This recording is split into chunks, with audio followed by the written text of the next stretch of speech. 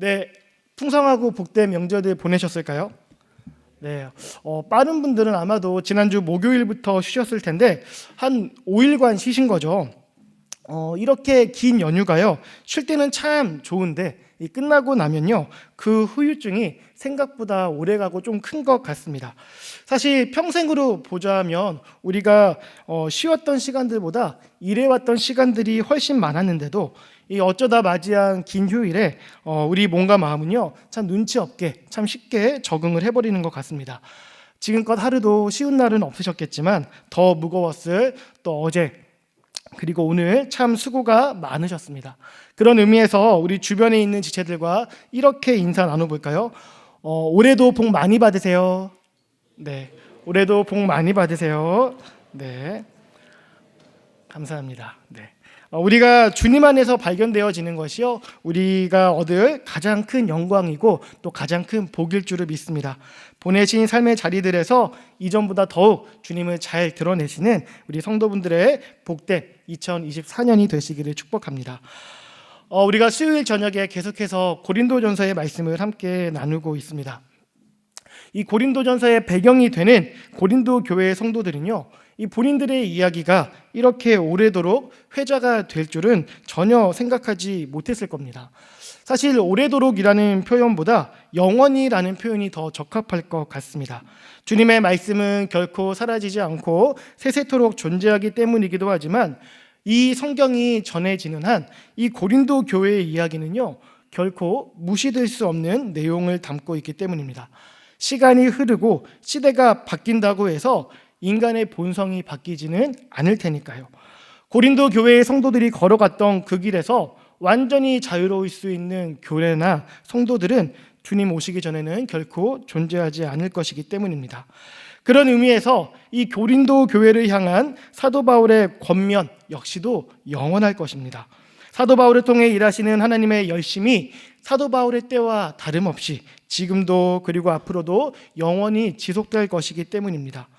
이러한 말씀 앞에서 우리는 이 성경의 배경이 오래전이라 하여서 그냥 관찰해서 끝날 것이 아니라 오늘 우리의 상황에 비추어 해석하고 적용하여서 사도 바울의 권면을 오늘 우리 시대의 모습으로 재현해내는 그러한 역할이 주어져 있습니다. 성경 전체를 통해서 우리에게 지혜를 주시는 이 하나님의 의도를 감히 우리가 헤아려 본다면요, 다가오는 어려움들을 피하기 위한 예방의 성격일 때도 있지만 오히려 더 많은 경우에는요, 여느 인생과 다름없이 똑같이 우리에게도 다가오는 수많은 고난들 앞에서 하나님의 사람들답게 그 고난과 어려움을 견뎌내고 넘어섬으로 세상 앞에 거룩하시고 또한 선하신 하나님을 드러내라는 목적에서 하나님께서 우리에게 지혜를 주시는 것 같습니다.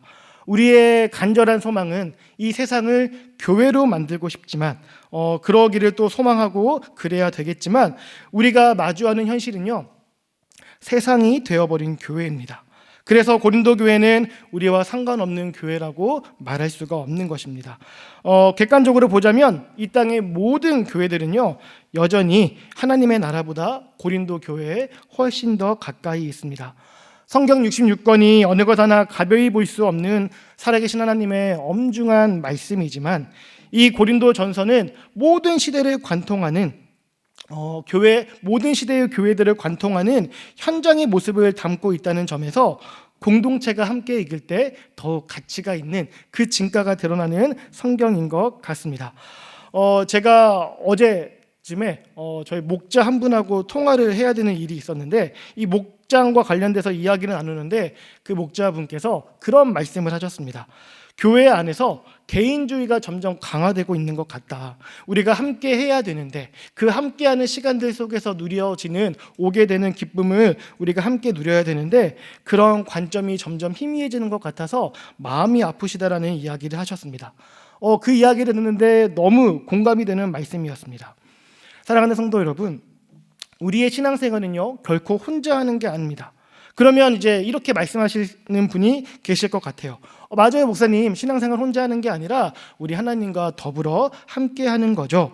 이렇게 말씀하실 것 같습니다. 네, 맞습니다. 하나님과 함께 하기에 우리 혼자 하는 신앙생활이 결코 아닙니다. 그런데 이 의미는 거기에서 멈추면 안 되는 것입니다. 하나님께서 성도를 부르실 때는 개인적일 수 있습니다. 그러나 하나님께서 성도를 세워 가실 때는 함께라는 것입니다. 공동체와 함께, 지체들과 함께 교회를 세워 가십니다. 우리 더 온누리 교회가 함께 세워져 가고 지어져 가는 그러한 연합의 기쁨을 알아가는 공동체가 되기를 소망합니다. 내가 먼저 다른 지체에게 손을 내밀면 참 좋은데요, 그게 어려운 분들도 계신 것입니다. 사실 저도 좀 그런 성향이 좀 있는 사람이라서, 근데 만약에 그런 성향이시라면 적어도 나에게 먼저 손을 내미는 다른 지체의 손을 뿌리친다거나 민망하게 만들지는 않아야 할 것 같습니다. 적어도 우리가 긍정적인 반응으로 상대에게 보여주어야 할 것 같습니다. 그래야 우리 공동체가 살아납니다. 오고 가는 교제 속에서 공동체가 세워져 가는 것이지, 그냥 예배가 좋다고 해서 공동체가 저절로 세워져 가는 것은 아니라는 것입니다. 우리가 코로나 기간에 많이들 확인한 것 같습니다. 코로나 기간 동안에 주목받았던 그 여러 교회들을 보면 대부분 예배가 강점이었던 교회들이었습니다. 그런데 그 교회들 중에서 여전히 주목받는 교회들은요, 거의 없습니다. 왜냐하면 교제가 없으면, 함께함이 없이는 지속적인 공동체가 되기 어렵기 때문입니다. 오늘 이 자리에 나오신 우리 성도분들께 부탁을 드립니다. 주중에 한 번이라도 더 나오시는 우리 성도분들께서, 제 생각엔 지금도 잘해주고 계시는 것으로 알고 있지만 앞으로도 더 우리 공동체가 교회다운 교회가 되어갈 수 있도록 진리를 수호하고 또 하나님을 견인하는 일들에 귀한 마중물이 되어주시기를 부탁드립니다. 그렇다고 한다면 오늘 이 시간 또 우리에게 자근자근 씹히게 될 고린도 교회 성도들도요, 덜 억울해할 것 같습니다. 이 시간 나누는 말씀을 통해서 우리가 더욱더 성숙해지고 한 방향으로 함께 전진하게 되는 하나됨의 시간이 되기를 기대합니다. 오늘 우리가 보게 되는 말씀은요, 6장의 말씀입니다. 주제는 잘 아시는 것처럼 성도들 간의 송사에 대한 이야기들을 우리에게 들려주고 있습니다. 여러분, 송사란 게 어떤 겁니까? 개인 간의 분쟁이나 갈등이 있을 때 법원의 판단을 맡기는 것을 우리는 송사라고 이야기합니다. 제가 앞서 고린도전서의 가치에 대하여 이야기할 때 사용했던 표현 중에 하나가 현장성이었습니다. 교회 안에서 실제로 일어날 법한 일들을 잘 보여주고 있다는 건데, 이 오늘 본문의 모습도 여기에 해당이 되는 것 같습니다. 고린도 교회에서 아마도 꽤 빈번하게 일어났던 것으로 보여지는 그 송사의 일들이 사실 오늘날 우리 주변에서도 쉽게 목격이 되고 있습니다. 이러한 일들이 일어나게 되는 대상도 다양합니다. 성도분들끼리 송사하는 경우도 있고요, 목회자와 성도가 송사하는 경우도 있고, 때에 따라서는 목회자와 목회자가, 그리고 교회와 교회가 송사하는 경우들도 우리가 볼 수 있습니다. 다들 아시겠지만 송사라는 건 게임이 아닙니다. 멋진 송사였어, 야 이번 송사 괜찮았어, 이번엔 내가 졌지만 다음엔 내가 꼭 이길 거야, 이렇게 웃으면서 마무리할 수 있는 걸 우리는 송사라고 이야기하지 않습니다. 아무리 친한 사이라고 하더라도 그 사이에 송사가 벌어지게 된다면 그 관계는 다시 이전처럼 돌아가기 거의 불가능에 가까운 일이 바로 송사라는 겁니다. 저는 송사가 일어난 후에도 여전히 친밀하게 지내는 경우를 본 적은 없습니다. 좋지 않은 일로 언급해서 그분께는 죄송하지만 이 송사가 얼마나 지저분한 것인지, 이 최근에 이 형님 부부와 송사를 벌이고 있는 유명 연예인의 경우를 보면 우리가 잘 알 수 있습니다. 서로가 자신의 입장을 변호하기 위해서 언론에 뿌리는 이야기들을 들어보면 서로 우애하며 지내야 할 형제가 어쩌다가 저렇게 되었을까, 서로의 숨기고 싶은 부분 또는 숨겨줘야 하는 부분까지도 다 까발리는 그 모습들을 보면서 참 비정하고 안타깝다라는 생각을 하게 됩니다. 그래서 옛말에 피가 물보다 진하다라고 하는데, 정말 피가 물보다만 진하고 피보다 진한 것들이 이 세상에 정말 더 많이 있구나라는 걸 깨닫게 되는 것 같습니다. 가족관계도 무참히 깨트리는 송사라는 것이 교회 안에서 하나의 주제가 될 만큼 퍼져 있다면 고린도 교회는 정말 쉽지 않은 상황에 놓여 있었던 것만은 분명해 보입니다. 한번 생각해 보시기 바랍니다. 성도들 사이에서 송사가 벌어지게 된다면 누가 이기고 누가 진들, 누굴 축하하고 누굴 위로할 수 있겠습니까? 한쪽을 축하하거나 위로하는 순간 그건 자동적으로 다른 한쪽과 멀어지게 된다는 걸 의미하게 되는 것입니다.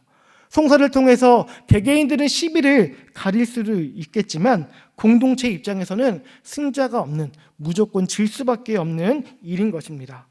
고린도 교회는 사도 바울이 적지 않은 시간 동안 머무르면서 그 정성과 마음을 굉장히 깊이 쏟았던 공동체였습니다. 그 공동체 안에 이러한 큰 분열의 기미가 보인다는 것이 사도 바울에게는 무척이나 심란하고 걱정스러운 일이었을 것입니다. 그래서 오늘 본문에는 공동체를 향해서 정말 내 마음과 정성을 온전히 쏟았던 그 공동체에 문제가 생기자 평온을 유지하지 못하고 자신의 감정을 솔직하게 표출하는 바울의 모습이 잘 담겨져 있습니다. 우리 1절을 먼저 한번 다시 보실 텐데요, 새 번역 버전으로 한번 읽어보도록 하겠습니다. 한번 읽겠습니다. 어떤 사람이 다른 사람과 소송할 일이 있을 경우에 성도들 앞에서 해결하려 하지 않고 불의한 자들 앞에 가서 재판을 받으려 한다고 하니 그럴 수 있습니까? 아멘. 우리가 앞에서 읽었던 것처럼 오늘 본문 6장 1절에서 11절까지는요 의문문이 많이 나오고 있습니다. 그럴 수 있습니까? 알지 못합니까? 왜 그렇게 못합니까? 등등의 의문문이 많이 나오고 있습니다. 그런데 이 의문문들의 의도는 한 가지입니다. 어떤 거냐면 이 이야기를 듣고 있는 상대들을 문책하기 위해서입니다. 그만큼 바울은 이 사안에 대해서 굉장히 화가 나 있는 상태라는 것을 우리에게 보여주는 것입니다. 여러분, 이건요 어쩌면 당연한 반응이기도 합니다. 제가 이번에 그 명절에 본가에 갔었거든요. 명절 당일, 그러니까 토요일 저녁에 저희 아버지께서 손주들 10명을 나란히 세우시고 세뱃돈을 주시더라고요. 그 모습을 가만히 지켜보시던 어머니께서 이럴 줄 알았으면 애 하나 더 낳을 걸 그랬다, 이제 그런 말씀을 하셨습니다. 저희 어머니가 자식을 5명 키우셨거든요. 그러면서 굉장히 고생을 많이 하셨습니다. 그런데 여기에 어떻게 하나 더 낳았으면 좋았겠다라는 그 말이 나오는지 굉장히 신기했습니다. 그런데 자녀들이 이렇게 서로 우애하며 지내는 모습들이 이 어머니에게는 그 지난 날들의 고생들을 다 잊어버리게 만드는 것이었습니다. 하나도 낳지 못하는 게 오히려 아쉬워지게 만들었다라는 것입니다. 그만큼 자녀들의 우애 깊은 모습이 부모에게는 이루 말할 수 없는 기쁨인 것인데, 반대로 이야기한다면 자녀들이 서로 갈등하고 다투고 반목한다면 부모에게는 그것만한 고통이 없는 겁니다. 그것만한 슬픔이 따로 없는 것이라는 이야기입니다. 사도 바울에게 고린도 교회 성도들은요 자식과도 같았습니다. 그러니 지금 사도 바울은 이루 말할 수 없는 슬픔과 고통스러운 마음으로 서로 갈등하고 있고 반목하고 있고 고소와 고발이 난무하는 그 공동체를 향해, 그 자녀들을 향해 훈계하고 있는 것입니다. 너희들이 형제로서 어찌 그럴 수 있느냐 문책하고 있다라는 겁니다. 그래서 저는 오늘 이 본문을 읽을 때 우리가 이러한 사도 바울의 심정을 헤아리면서 읽어야 한다고 생각합니다. 물론 이 본문만이 아니라 우리가 모든 성경을 읽을 때에도 저자의 심정을 헤아리면서 읽는 것이 필요합니다. 그런데 오늘 본문은 조금 더 그 필요성이 요구가 되어지는데, 그렇지 않고 담담하고 조금 제3자의 입장에서 한 걸음 뒤에 떨어져서 건조하게 이 본문을 대할 경우에 우리는 이 본문에 담겨있는 메시지를 일반적인 교훈의 수준으로만 다룰 여지가 크기 때문입니다. 앞서 제가 송사에 대한 이야기한 내용들, 송사라는 건 지저분하고 에너지 소모가 크고 공동체 안에 승자가 없는 치킨 게임이고 그래서 송사는 나쁜 거야, 성도는 송사하면 안 돼, 이렇게 송사 자체만 다루고 그냥 넘어갈 가능성이 크기 때문입니다.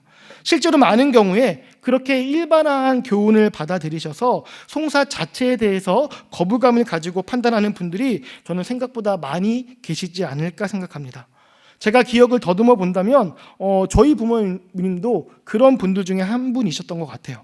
어떤 성도가 교회 지체화하는 것이 아니라 하더라도 누군가와 송사를 한다, 세상 법정에 나간다, 그런 이야기를 들으시면 대놓고는 아니셨지만 무슨 성도가 재판을 하고 그래, 웬만하면 좀 참지, 그냥 넘어가지, 그런 뉘앙스의 말씀들을 하셨던 그런 것들을 들었던 기억이 있습니다. 사실 저도 어릴 때는 그게 맞는 건 줄 알았습니다. 송사에 휘말리는 성도들은 다 그럴 만한 이유가 있는, 좀 그렇고 그런 사람들일 거야, 이런 생각들을 저도 은연중에 가졌었던 것 같습니다. 그런데 제가 실제 이제 사역을 하게 되다 보니까요, 그게 아니더라고요. 저는 감히 비교도 할 수 없는 그런 훌륭한 분들도 얼마든지 세상에서도 또한 교회 안에서도 송사에 휘말리는 일들이 있었습니다. 그리고 때로는 송사가 아니면 도저히 진전이 안 되는 그러한 갈등들도 바라볼 수 있었습니다. 그런 현실적인 모습들이 있는데 오늘 본문을 그저 성도는 송사 금지다, 세상 법정 출입 금지 이렇게만 다루고 넘어간다면 오히려 더 큰 갈등과 혼란을 야기할 수도 있는 것입니다. 오늘날 우리가 사랑하는 한국교회가 천덕꾸러기 신세가 된 거는 한편으로는 이렇게 진리를 단순화했던 것이 하나의 원인이 되지 않았을까 생각을 해봅니다. 송사 금지라는 교훈을 듣게 된 우리 착한 성도분들께서 그동안 이것을 어떻게 적용해 오셨는지를 한번 생각해 보면 좋겠습니다. 문제를 문제 삼지 말자, 다 주님께 맡기자, 주님께서 알아서 하실 거야, 이러한 마음으로 열심히 기도하는 것으로 적용하며 살아오셨을 것입니다. 그런데 그 결과가 어떠합니까? 교회 안에 덮고 갈 수 없는 문제가 생겼음에도 그 문제를 들추는 것이 마치 죄인 것 같고 믿음 없는 것 같이 여겨지는 그런 분위기 속에서 한국교회는 그러한 문제들을 스스로 해결할 수 있는 자정 능력을 스스로 포기하며 거룩함에서 멀어졌던 것 아니겠습니까? 기도 가운데 잘 해결된 문제도 있었겠지만 결과적으로 보면 그저 문제를 감추기에 급급하다가 더 곪게 되고 상처가 악화되었던 것이 오늘 우리가 보게 되는 다양한 교회들, 위기를 겪고 있는 교회들의 현 주소이지 않겠습니까? 제가 이야기를 하나 해드리면 지금은 아닌 걸로 알고 있는데 제가 목사 안수 받을 때는 제가 속한 교단에서 제출해야 되는 서류 중에 범죄 기록 증명서가 있었습니다. 범죄 기록이 없어야 목사 안수를 받을 수 있는 거예요. 저는 그거를 떼기 위해서 태어나서 처음으로 경찰서에 가봤던 것 같습니다. 죄 지은 것도 없었는데 그 서류를 딱 기다리는 한 5분 동안 뭐라도 적혀 있을까 이제 스스로 지나간 시간들을 되돌아보면서 한껏 쫄았던 그런 기억이 있습니다. 오늘 본문을 가지고 단순하게 세상 법정에 가지 말라고 이해한다면 세상 법정이 인정하는 서류의 근거에서 목사를 세우는 그건요 큰 문제가 되는 일일 것입니다. 그러니 오늘 본문을 우리가 단순하게 송사 금지, 법정 출입 금지 이렇게만 여기면 안 된다라는 것입니다. 물론 이러한 현실적인 이유들 때문만은 아닙니다. 사도 바울도 지금 그러한 어떤 현실적인 이유들을 가지고 이야기하는 것이 아닙니다. 이러한 일들이 일어나게 되는 본질적인 이유들에 대해서 사도 바울은 지적하고 있습니다. 그게 무엇이냐? 우리의 입술은 수도 없이 하나님 나라를 외치지만 우리의 진심은, 우리의 현실은 여전히 이 세상에서 인정받고 싶고 여전히 이 세상에서 성공하고 싶어하는 마음에서 벗어나지 못하고 있다는 것입니다. 거듭나기 이전의 삶의 배경들로부터 여전히 벗어나지 못하고 포기하지 못하고 있는 우리의 민낯을 사도 바울은 지적하고 있다라는 것입니다. 사랑하는 성도 여러분, 이 세상이라는 것은 우리에게 어떤 의미를 주는 것일까요? 세상이 여러분의 주인이겠습니까? 우리가 세상의 주인이겠습니까? 우리 2절의 말씀을 세번역 버전으로 한번 다시 읽어보도록 하겠습니다. 함께 읽겠습니다. 심판하리라는 것을 여러분은 알지 못합니까? 세상이 여러분에게 심판을 받겠거늘 여러분이 아주 작은 사건 하나를 심판할 자격이 없겠습니까? 아멘. 여러분 2절 말씀에서 우리가 주목할 만한 게요 아주 작은 사건 하나라는 표현입니다. 개역개정에서는 지극히 작은 일로 표현하고 있습니다. 이것으로 사도 바울이 이야기하고자 하는 것은요 성도들의 지혜 없음을 꾸짖는 것입니다. 여러분 성도된 우리는요 하나님의 자녀입니다. 그리고 하나님의 자녀들에게는 약속된 게 있습니다. 그게 뭐냐면요 때가 되면 하나님과 함께 영원히 왕노릇하게 된다는 것입니다. 우리가 세상을 판단하고 다스리는 자가 되는 것인데 그 일을 우리가 무엇으로 감당해야 되겠습니까? 그저 신분으로 감당하면 되는 것이겠습니까? 이 세상 역사 가운데 존재했던 수많은 왕들을 한번 떠올려 보시면 좋겠습니다. 아버지가 왕이라는 이유 하나만으로 통치권을 물려받았던 사람들, 곧 신분만 가지고 왕이 된 존재들이 나라에 얼마나 큰 피해를 끼쳐왔는지 우리가 역사를 통해 잘 보아왔지 않겠습니까?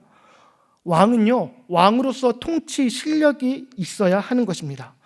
왕으로서의 통치 실력, 우리는 그것을 지혜라고 말할 수 있습니다. 여러분, 이 세상에서 가장 지혜로우신 존재가 누구십니까? 당연히 하나님이십니다. 하나님께서 우리에게 보여주신 가장 큰 지혜가 무엇이었습니까? 바로 우리를 구원하시기 위하여서 사랑하는 독생자 예수 그리스도를 이 땅에 보내주신 것, 그것이 하나님의 가장 큰 지혜이지 않습니까? 사실 하나님께는 우리의 문제, 우리를 죄로부터 건져내시기 위해 해결할 수 있는 더 쉽고 더 빠르고 더 간단한 방법들이 많이 있었을 것입니다. 그런데 하나님은요, 그 중에서 가장 느리고 가장 수고롭고 가장 큰 희생이 필요한 방법을 선택하셨습니다. 그 지혜로 말미암아 거듭날 수 있었던 우리입니다. 그런 우리가 어떤 문제를 해결함에 있어서 속도나 효율성을 중요하게 여긴다면 과연 그것이 하나님의 지혜로 새로운 생명을 얻은 자들이 말할 수 있는 것이겠습니까? 작은 사건 하나도 세상 법정으로 끌고 갔다는 건요, 성도들이요 빨리 해결을 보고 싶었다는 것입니다. 속도와 효율성을 따졌다는 것입니다. 물질 만능주의에 빠져있는 세상을 꾸짖어서 바른 길로 인도해야 할 하나님의 자녀들이 도리어 세상이 추구하는 방향으로 끌려가고 있었다는 것입니다. 여러분, 교회가 어떤 곳입니까? 하나님의 말씀을 통해 지혜를 얻고 그 지혜를 통해 개인적으로는 삶을 세워가고 공동체적으로는 세상을 변화시켜 가야 하는 곳이 교회입니다. 그런데 그러한 교회에서 작은 사건 하나, 아주 작은 사건 하나 해결도 못하고 무조건 세상 법정으로만 끌고 가려고 한다면 과연 그것이 교회일 수 있겠습니까? 송사를 하느냐 마느냐의 문제가 아닙니다. 삶의 다양한 문제와 갈등 앞에서 과연 하나님의 지혜를 붙잡고 있느냐, 그렇지 않느냐의 문제인 것입니다. 송사를 안 한다고 하더라도 하나님의 지혜를 구하지 않고 기도하지 않고 그냥 문제만 덮고 지나간다면 그건요, 송사하는 것과 크게 다름이 없는 것입니다. 교회의 문제를 세상 앞으로 끌고 가서 시끄럽게 만드는 것도 교회의 덕이 되지 않는 거겠지만 교회의 문제를 그냥 덮어두고 눈을 감는 것도 교회의 덕이 되지 않는 것은 똑같은 일이라는 것입니다. 여러분, 하나님은요, 교회를 세우기만 하시는 게 아니라 세워가시는 분이기도 합니다. 문제와 갈등 앞에서 공동체가 하나님께 지혜를 구하면 그 지혜를 외면하시는 분이 아니라 그 기도하는 공동체에게 지혜를 허락해 주시는 분이라는 겁니다. 그 지혜로 우리가 송사를 할 수도 있고요, 송사를 하지 않을 수도 있는 것입니다.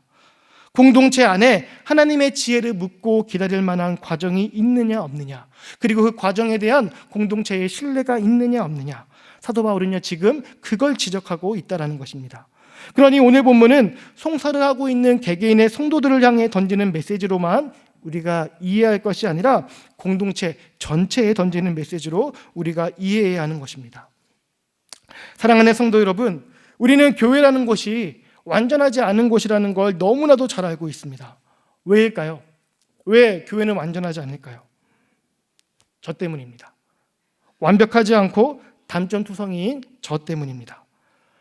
왜 우리 성도분들은 아닌 것 같은 그런 표정들이시죠? 우리 다 알잖아요. 우리 서로 다 연약합니다. 서로 부족합니다. 단점투성입니다. 여전히 하나님의 나라보다 세상에서 더 빨리 발견되는 우리인 것입니다. 그런데 우리가 각자에 대해서는 이렇게나 객관적인데 다른 지체들에 대해서는요 그렇지 못할 때가 참 많습니다. 지난주에 정갑주 목사님이 내로남불이라는 단어를 사용하셨는데 교회에서 참 이거 많이 보는 것 같습니다.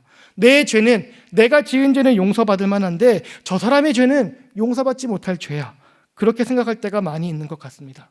나라는 사람도 성도로 받아들여진 이 교회인데 다른 지체들에 대해서는 어떻게 저런 사람이 성도가 될 수 있지? 그렇게 생각할 때가 참 많이 있는 것 같습니다. 여러분, 이건요 결코 지혜롭지 못한 생각입니다. 우리는요 다 똑같습니다. 괜찮아서 여기 모여 있는 게 아니라 괜찮지 않기 때문에 우리가 여기에 함께 있는 것입니다. 괜찮지 않은 자들을 불러주신 그리스도 예수의 사랑을 찬양하면서 괜찮지 않은 그 모습들을 견디지 못하는 이 연약함이 우리에게 남아 있습니다. 여기에 담겨있는 그 기저에 깔려있는 의미가 무엇이겠습니까? 그래도 나는 좀 괜찮은 사람이야, 이 생각이 우리 안에 담겨져 있다는 것입니다. 개구리가 올챙이적 생각을 못하는 겁니다. 사실 개구리가 된 것도 아닌데도 말입니다. 오늘 본문을 묵상하면서 그런 생각을 하게 되었습니다. 그리스도인이란 어떤 사람인 걸까? 그리스도인으로 살아간다는 건 뭘까? 주일에 교회 가서 예배드리고 상황마다 수시로 하나님께 기도하는 것이 그리스도인일까? 그런 일을 우리 한국교회가 못했던 건 아닌데, 너무나도 잘해왔는데 왜 우리는 막상, 왜 우리 한국교회는 어렵고 힘든 일이 닥쳤을 때 그리스도인답게 대처하지 못하여 세상으로부터 이렇게 많은 비난을 받고 있는 걸까? 작은 사건 하나도 그렇게 하지 못하고 세상으로 끌고 가고 있는 우리의 모습은 무엇을 의미하는 걸까? 생각을 해보게 되었습니다. 어쩌면 우리는 그리스도인으로 살아간다는 것에 대해서 이해가 너무나도 부족한 건 아닌가 생각을 해보게 되었습니다. 5절에서 사도 바울은요, 고린도 교회 성도들에게 이렇게 이야기합니다. 제가 읽어드리겠습니다. 내가 너희를 부끄럽게 하려 이 말을 하노니 너희 가운데 그 형제간의 일을 판단한 말한 지혜 있는 자가 이같이 하나도 없느냐. 사도 바울이 대놓고 고린도 교회 성도들을요 디스하고 있습니다. 야, 너네 좀 부끄러운 줄 알아라, 이렇게 이야기를 하고 있어요. 이 말씀은 있는데 도둑이 제발 저린다고 저도 같이 부끄러워지더라고요. 사도 바울의 꾸짖음에서 제가 뭐라고 자유롭겠습니까? 5절 후반부에서 형제간의 일을 판단할 만한 지혜 있는 자가 이같이 하나도 없느냐, 이 말씀에서 야, 너는 뭐 하고 있냐, 그런 좀 호통이 좀 들리는 것 같더라고요. 설교하면서 맨 한국교회 이야기하면서 그렇게 안타까워하는 것처럼 말하면서 너는 과연, 김성현 너는 그 한국교회 일원이면서 너의 역할을 제대로 감당하고 있어? 이렇게 물어보시는 것 같더라고요. 여러분은 어떠십니까? 제가 가지고 있는 한국교회에 대한 인식과 우리 성도분들이 가지고 있는 인식이 그렇게 크게 차이가 있을 거라고 생각하지 않습니다. 그런데 어쩌면 저와 우리 성도분들 모두 그러한 인식에서만 멈춰 있는 건 아닐까요? 사도 바울의 호통을 들으며 왜 빨리 지혜 있는 자가 나타나지 않는 거야? 두리번거리고만 있는 건 아닌가 싶습니다. 우리 각자가 그 지혜로운 자가 될 생각은 전혀 하지 못하고 있는 것 같다라는 것입니다. 사도 바울은요, 그 이유도 정확하게 짚어주고 있습니다. 7절의 말씀에서 찾아볼 수 있는데요, 지혜로운 자들이 감당해야 할 몫이 있기 때문입니다. 그게 무엇이냐? 7절에 나오는 것처럼 불의를 당해주는 겁니다. 그리고 속아주는 겁니다. 우리가 제일 하기 싫어하는 것들입니다. 차라리 그걸 감당하느니 8절의 말씀처럼 차라리 형제에게 불의를 행하고 속이는 편을 택하는 것이 우리의 현실입니다. 지혜 대신에 불의를 택하는 겁니다. 그러면 그러한 자들은 어떻게 됩니까? 9절과 10절에 언급되는 것처럼 하나님의 나라를 유업으로 받지 못하게 된다라고 사도 바울은 이야기하고 있습니다. 사실 오늘 본문에서 사도 바울은요, 권면 수준의 이야기를 하는 게 아닙니다. 협박에 가까운 선포를 하고 있습니다. 지금 너네들 그 모습 바꾸지 않으면 교회 아니라는 겁니다. 그 모습 바꾸지 않으면 너희가 물려받을 나라는 영원한 하나님의 나라가 아니라 멸망하는 세상 나라라는 것입니다. 면류관을 물려받는 게 아니라 폭탄을 떠안게 되는 것이고 자폭하게 된다는 것입니다. 그러지 않기 위해 그 모습을 버리라고 이야기하는 겁니다. 그 모습이라 함은 곧 이전의 세상에서 통용되어 왔던 삶의 가치와 삶의 기준과 삶의 방식들을 바꾸지 않으면 안 된다는 것입니다. 사랑하는 성도 여러분, 고린도 교회 성도들이요, 교회에 와서 교회 다니기 시작하면서 송사하는 법을 배웠겠습니까? 저는 그렇지 않았을 거라고 생각합니다. 믿기 전에 그렇게 살아왔던 사람들이 교회에 들어와서도 이전과 변함없이 똑같이 그렇게 행동했던 겁니다. 그리스도를 만났는데 이전의 삶과 변함이 없다는 건요, 어쩌면 사실 그리스도를 만나지 않았다는 의미가 되지는 않을까요? 9절과 10절을 제가 한번 읽어드리겠습니다. 불의한 자가 하나님의 나라를 유업으로 받지 못할 줄을 알지 못하느냐? 미혹을 받지 말라. 음행하는 자나 우상 숭배하는 자나 간음하는 자나 탐색하는 자나 남색하는 자나 도적이나 탐욕을 부리는 자나 술 취하는 자나 모욕하는 자나 속여 빼앗는 자들은 하나님의 나라를 유업으로 받지 못하리라. 아멘. 여러분, 송사를 이야기하던 사도 바울이요, 미혹과 음행과 우상숭배와 간음 등등등등을 이야기하고 있습니다. 여러분, 다시 한번 여쭙지만 이 모습들이요, 교회에 와서 배울 만한 일들이겠습니까? 교회에 와서 바알과 아세라를 알게 되었다고 바알과 아세라를 숭배하는 분 계십니까? 송사로 시작해서 이 모든 불의한 모습들을 언급하는 바울의 문제 인식은요, 이전의 삶에서 전혀 진전이 없는, 도무지 나아지려고 노력하지 않는 성도들의 삶을 이야기하고 있는 것입니다. 성도들은 복음을 오해했습니다. 자신들이 쌓아왔던 세상의 나라 위에 하나님의 나라를 함께 세울 수 있다라고 착각했습니다. 그런데 그렇지 않은 것입니다. 하나님의 나라는 우리가 그동안 쌓아 올렸던 세상의 나라를 무너뜨린 후에야 세워질 수 있는 것입니다. 우리가 이전에 살아왔던 삶의 연장선에서 이어져 가는 것이 아니라 새로운 삶에서 하나님의 나라가 세워질 수 있는 것입니다. 부자 관리가 예수님에게 찾아와서 선생님, 내가 어떻게 하면 영생을 얻을 수 있습니까? 물었던 그 내용을 기억하실 것입니다. 그때 예수님이 뭐라고 대답하셨습니까? 너에게 있는 것을 다 팔아서 가난한 자들에게 나눠주어라. 그리하면 하늘에서 보화가 너에게 있을 것이다. 그리고 와서 나를 따르라. 이렇게 예수님이 대답하셨습니다. 곧장 바로 나를 따라오라고 하지 않으셨습니다. 그 부자 관리가 쌓아왔던 세상 나라를 무너뜨리고 따라오라고 하셨습니다. 아무것도 포기하지 않고, 아무것도 버리지 않고, 아무것도 수고하지 않고 하나님의 나라를 받을 수 있다, 세울 수 있다, 그렇게 생각하시면 안 되는 것입니다. 그렇게 대단한 삶을 살아온 사람은 이 세상에 존재하지 않습니다. 여러분, 우리는요, 저와 우리 성도분들은요, 이전의 삶을 끊어내야 합니다. 복음에 담긴 하나님의 지혜로 우리의 삶을요, 재구성해야 하는 것입니다. 우리가 이 땅에서 얻고자 하는 것이 세상의 부유함인지 하나님 나라의 부유함인지를 우리가 결단해야 합니다. 둘 중에 하나를 선택해야 합니다. 그 결단으로 변화되어가는 우리의 삶이 우리가 그리스도인인지 그렇지 않은지를 증거해 줄 것입니다. 사랑하는 우리 성도분들께서는 무엇을 선택하시겠습니까? 부유함입니까? 부유함입니까? 오늘은 부유함을 선택해도 내일은 부유함을 선택할 수 있는 것이 연약한 우리입니다. 수시로 찾아오는 그 옛 삶의 유혹들을 뿌리치고 불의와 속임을 당하는 것을 영광으로 고백할 수 있는 하나님 나라의 부유한 백성들 되시기를 축복합니다. 이제 말씀을 마무리하려고 합니다. 오늘 본문에서 사도 바울은 단순하게 세상의 사법체계를 저격하는 것이 아니라 성도들이 갈등과 문제 앞에서 하나님의 지혜를 구하지 않고 이전의 삶의 방식을 따르는 것을 부끄럽게 여겨야 한다라고 이야기하고 있습니다.